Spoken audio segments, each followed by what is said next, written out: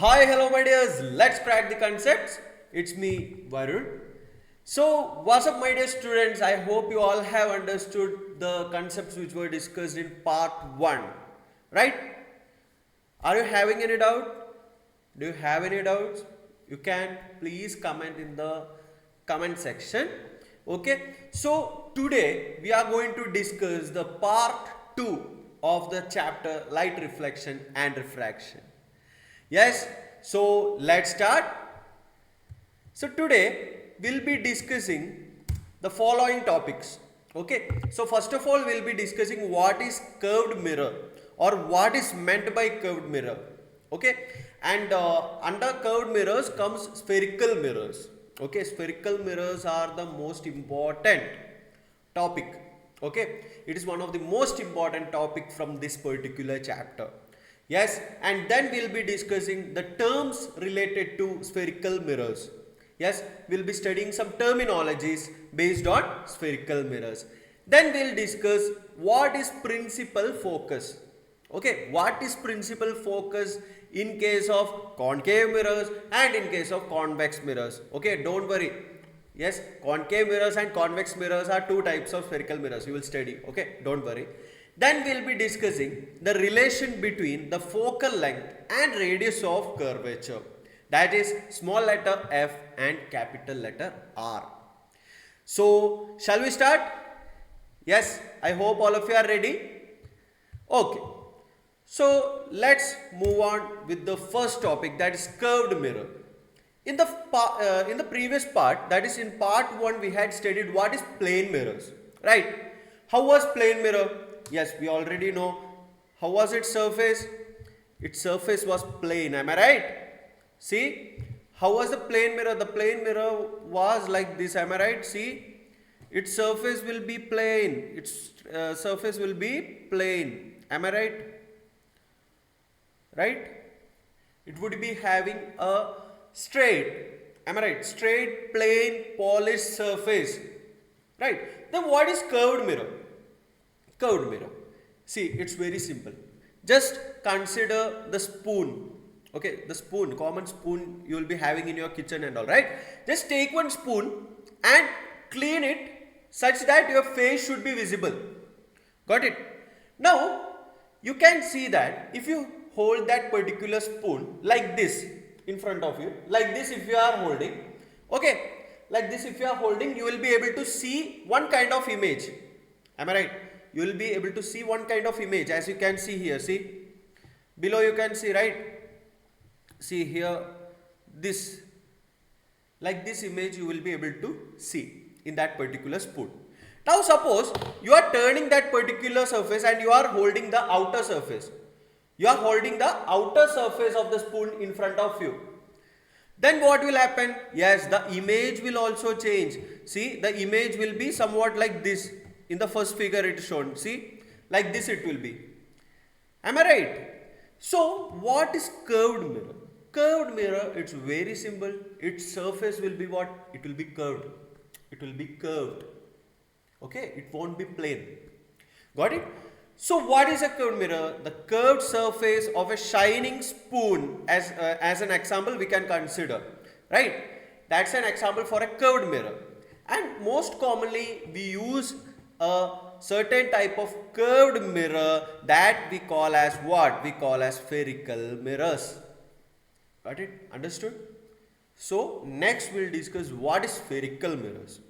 As the name suggests, in the name itself you can see there is a word known as spherical. Spherical. Spherical is derived from what? Yes, it's derived from the word sphere. Am I right? Sphere. What is sphere? You are already studying in mathematics. Sphere means what? Yeah. You can see that particular figure which is shown. That's a sphere. Am I right? So what is spherical mirror? Imagine I am just considering this particular part. I am just considering this particular part of this sphere. Okay. And suppose there is a mirror similar to this particular part. That particular mirror itself will call as spherical mirror. Got it? Understood? That means what is spherical mirror? Spherical mirrors are the mirrors that are considered to be a part of the sphere. Understood?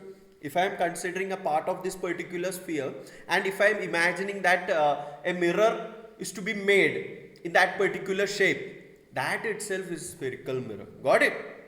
So what is spherical mirror? The mirrors whose reflecting surface are considered to be a part of a sphere, are considered to be a part of a hollow sphere. Understood? Got it? Next, you have to keep in mind the reflecting surface of the spherical mirror may be curved inward or outward.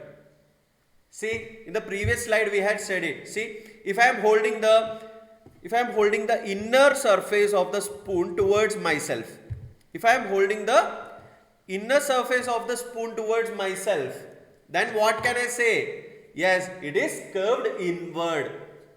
Got it? It's curved inward. Got it? The reflecting surface is curved inward. Got it? Next, if I am considering the outer surface, see, if I am considering the first figure, that is the outer surface if I am considering, that means you can see that in that particular spoon, the reflecting surface is curved outward. The outer surface I am considering for reflection. Got it? Yes? Next, then what is convex mirror? As I had just said, a mirror, a spherical mirror, okay, which is curved outward, whose reflecting surface is curved outward, is known as what? Is known as convex mirror. Got it? What is convex mirror? Yes, read the sentence. It is a spherical mirror whose reflecting surface is curved outwards. That we call as convex mirror. Yes, see, you might have seen at road turnings and all. Like these mirrors you might have seen. Yes, if not at road turnings, you might have seen it in shopping malls, shops and all. Right? So why do they use this? In the mirror itself you can see in that particular mirror, if you just have a look, you can see that a car is there, another car is there, and also a house is there, everything is there in that small mirror. Got it? So what convex mirror or what this kind of mirror does is, it can produce a wide field of view as an image within itself. Okay, see, as I had already told you, in this particular small mirror, you can get the whole image. The whole means what? The everything which is behind you, or which is means a wide field of view can be obtained in small mirror. That is the convex mirror. Understood? So that's why this convex mirror is used at certain cases. Okay, why? Because it provides wide field of view. Got it? If you have ever traveled by car, or if you have bike and all in home, see, it will be having a mirror, right? Side mirror will be there. Am I right? That side mirror, if you just take one of your fingers and just touch, okay, just touch on the surface from top to bottom, you can see that there will be small bulging. There will be small bulging. That means the reflecting surface is curved outwards somewhat. Means these cars, these bikes, okay, the side mirrors, they are made of convex mirror. Got it? See, just imagine, if you have ever traveled by car, if you just look in that side mirror, you can see that you will be obtaining all the objects which are behind you as the image in it. Am I right? If you are traveling by car, yes, the cars which are behind you, everything, even a tall tree, you can obtain its image on that small mirror. Got it? So just remember that also. Next is concave mirror. Concave mirror, as I had already told you, if you are holding the spoon, reflecting surface which is curved inwards, okay, we call it as concave mirror. Am I right? A spherical mirror whose reflecting surface is curved inward, or it faces towards the center of the sphere. It is called a concave mirror. Understood? Clear? Simple? See, in case of convex mirror, I had told you it provides a wide field of view. Am I right? You can obtain a large, means anything. Okay, even if a big object is there, you can obtain its image in that small mirror. Right? Similarly, concave mirror provides enlarged view. Got it? What it provides? Enlarged view. Okay. See, if you are holding your hand, okay, in front of the concave mirror, you can obtain an enlarged view. You can see here. See, here you can obtain the enlarged view of the hand, as you can see in the first figure, right? So that's why these concave mirrors are used by dentist. Okay, by dentist. Why dentist uses concave mirror? To get an enlarged view of your teeth, to get an enlarged view of the cavities. Got it? Yes. And also these concave mirrors are used as shaving mirrors by your parents. Parents means father. Okay, father, brother and all, you might have seen they will be using a mirror during shaving. That is actually concave mirror. Okay. Why it is used? Because it provides enlarged view. That's it. Okay. We'll study more specifications.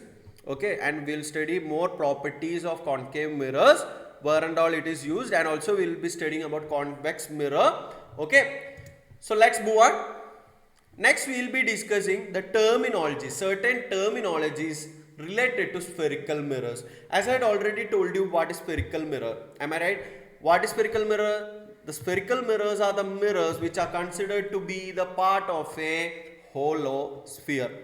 Okay, you already know how a sphere will look like. Am I right? See, here consider this particular part. Okay, this particular small part is the mirror.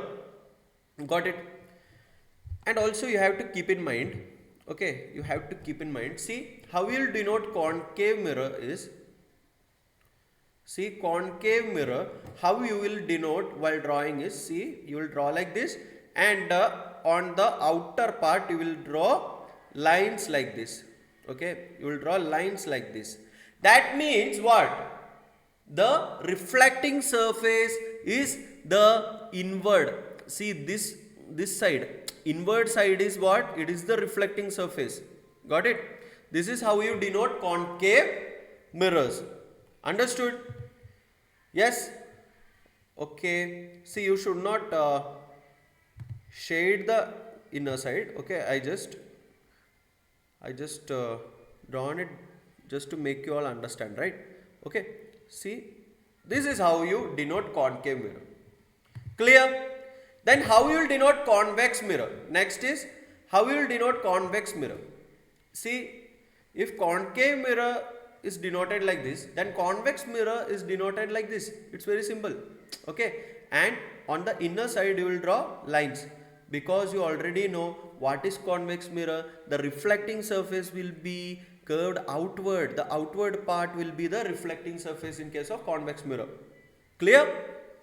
Okay? Yeah.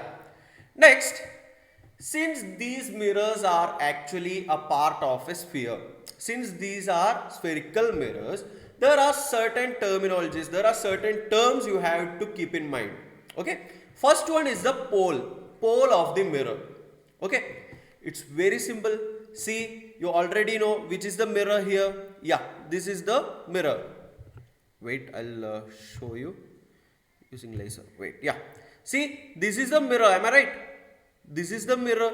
Okay, suppose I am denoting or I am pointing a center point. Okay, I am pointing a center for this particular mirror. Where it will be? Yes, definitely it will be here, right? See, it will be here. The center will be here. Am I right? That particular point is known as pole of the mirror, denoted by capital P. That's it. Clear? Understood? See, first figure is for concave mirror. Second figure is for convex mirror. In case of convex mirror also, which is the center point for that mirror? See, Mirror never means the whole sphere. Mirror is only a part. That means from here to here.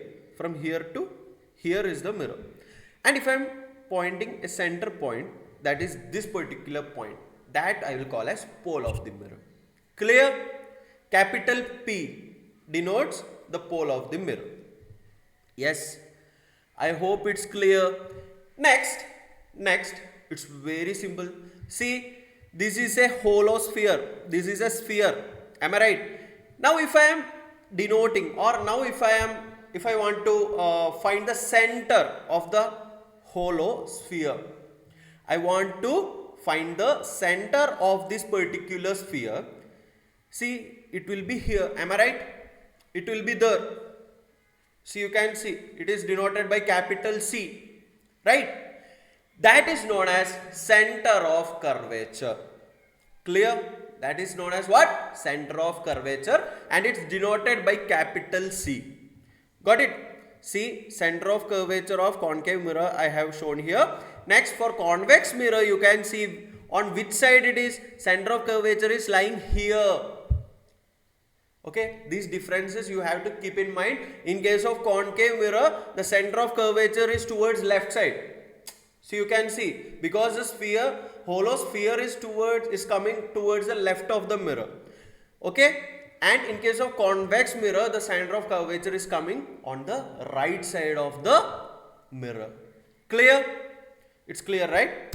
So that's what we are going to study next, center of curvature. So what is center of curvature? As I had already told you, it is sorry. What is center of curvature? It is the center of the sphere of which the reflecting surface of spherical mirror forms a part. Yes. Understood? See, it is the what? What is center of curvature? It is the center of a sphere, as I had already told you. Which sphere? Which sphere? Yes, in that sphere, the reflecting surface of our spherical mirror forms a part. Clear? It is represented by capital letter C. Clear, right? And in case of concave mirror, as I had already told you, it lies on the left side of the concave mirror. That is, it lies in front of the concave mirror. Center of curvature lies in front of the concave mirror. In case of convex mirror, the center of curvature lies behind the mirror. Clear, right? Okay. Next is radius of curvature. Very simple, very simple, very simple. See, I had already taught you what is center of curvature, what is pole. Am I right? The distance between these two is known as what? The distance between the center of curvature and the pole of the mirror itself is known as radius of curvature. You already know what is radius. Am I right? What is the radius of a circle? It is the distance between the center point of the circle to its what? Yes, to its outside line. Am I right? That curved line. Got it? Similarly, what is radius of curvature? It is the distance between the center of curvature and the pole of the mirror. Yes, or you can say, yeah, you can also define it as the radius of the sphere. Okay, which sphere? Yes, in that sphere, our reflecting surface of the mirror forms a part. Yes, and it is denoted by capital letter R. Radius of curvature is denoted by capital letter R. Clear? Okay. Yes, see, you can see here it's denoted here using capital letter R. I hope it's fine. Yes, also see, if you just look the concave mirror here, see it's denoted by M dash, as you can see. Am I right? See, M dash. Okay, nothing, it's very simple. See, M means this particular point they have denoted. Okay, I'll show you, wait. See, M means it is the top, that particular point from where the reflecting surface is starting, and M dash is the point, okay, where that particular reflecting surface ends at the bottom. Okay, so this M dash you have to keep in mind. Okay, you have to keep in mind. Understood? Because in next slide we are going to study. Next is principal axis. Principal axis is nothing. It's a straight line. It's a straight line. See, you can see here a straight line which passes between the which passes through the pole of the mirror, which passes through the center of curvature of the mirror. That itself is principal axis. From the first figure itself, you might have seen. See this particular black line. It's passing through C and P. Am I right? That itself is principal axis. Clear? What is principal axis? It is a straight line which passes through the pole and the center of curvature of the mirror. I hope it's clear. Okay. I am repeating. Okay. I am repeating all the concepts and I am elaborating so that you can understand. Okay. Yes. I hope it's clear. Next is the aperture. Aperture. See, in the previous slide, I had asked you to remember the M dash. Am I right? I had asked you to remember this M dash. Am I right? So, now what am I doing is, I am drawing an imaginary line. I am joining this M dash. Okay. I am joining this particular M dash. See, I am joining this M dash. Okay. That particular distance, see this particular distance, okay, that is known as aperture. That itself is the what? That is the aperture. Got it? The distance between M and M dash. Okay. So now let's see what is aperture. Aperture is the diameter. Am I right? Aperture is the diameter of the reflecting surface of the spherical mirror.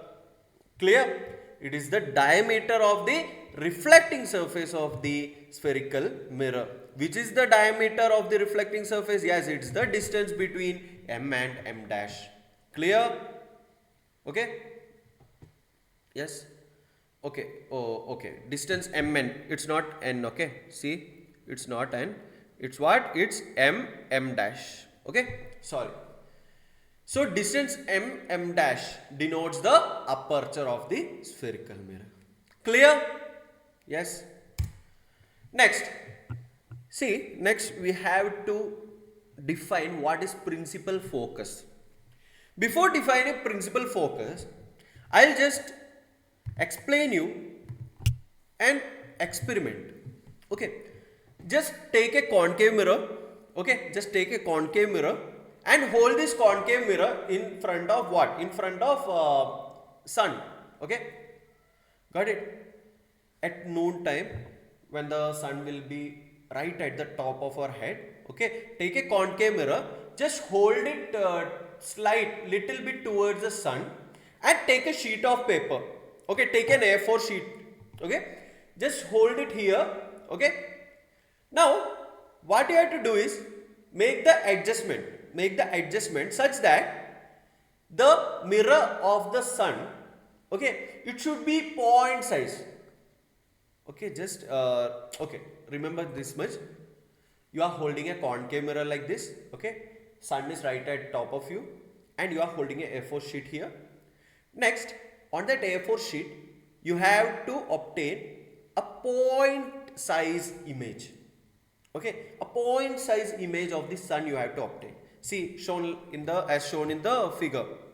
Got it? Hold it. Okay, hold the sheet like that itself, and after some time you can see that the paper starts burning. The paper starts burning. It is because, see, the light rays from the sun. Okay, see, as we already know, the light rays from the sunlight. Am I right? These light rays, when they get incident on the concave mirror, they get converged and see, they are concentrating on a single point. They are concentrating on a single point. Got it? And so it starts burning. Clear? Yes, that particular small point, okay, where these light rays from the sun, okay, they come and they meet. That is the principal focus of the concave mirror. Clear? I hope it's clear. Yes? So the light from the sun is converged at a point as a sharp bright spot by the mirror. Okay. This spot of light is the image of the sun on the sheet of paper. Am I right? This point is the principal focus of the concave mirror. Clear? And also why heat is produced, why the sheet starts burning? Because the sunlight gets concentrated. Okay? The concentration of the sunlight ignites the paper. Clear? Am I right? Is there any doubt? So what is principal focus of concave mirror? As I had already told you, as you have already understood, see the light rays which are coming parallel, okay, when they get incident on the mirror, on the concave mirror, these light rays converge and they meet at a common point. Okay, that particular point itself is known as principal focus of concave mirror. Simple. Okay, yes. So the rays which are coming parallel to the principal axis falling on a concave mirror. Okay, see, you have to keep in mind, we already know this is the principal axis. Am I right? This is the principal axis. And the light rays are coming parallel to the principal axis. Keep in mind. Yes. Rays coming parallel to the principal axis, when they fall on concave mirror, they get reflected and they meet at a common point, and they meet at a point on the principal axis. Clear? You can see that particular common point, that particular point falls on the principal axis. This point is called as what? It is the principal focus of concave mirror. I hope you have understood. Next, let's see what is principal focus of a convex mirror. In case of convex mirror, actually this convex mirror, they diverge all the light rays. Okay. See, converging means you already understood, right? The light rays, when they fall on the mirror, they meet at a common point. Okay, they converge at a common point. Yes, the mirror which does it, that is known as converging mirror. And concave mirror is a converging mirror.